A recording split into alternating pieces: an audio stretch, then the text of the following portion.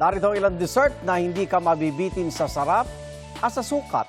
Sakto sa mainit na panahon ng giant version ng isang pampalamig sa Esperanza, Sultan Kudarat.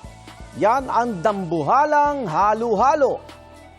Sa isang malaking kawa, inilagay sa kinudkod na yelo ang sari-saring sahog na buko, saging, kamote, red beans, ube, leche plan at iba pa.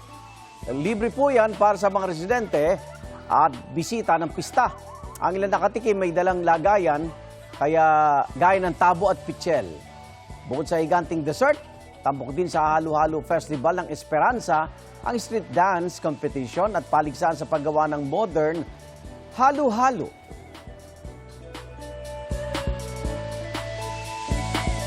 Sa England, United Kingdom, may Guinness World Record breaking tiramisu naman. Binuo na isang giant cake version ang tiramisu logs at kung pagdudugtungin, aabot sa mahigit 440 meters ang haba nito at world record holder para sa longest tiramisu.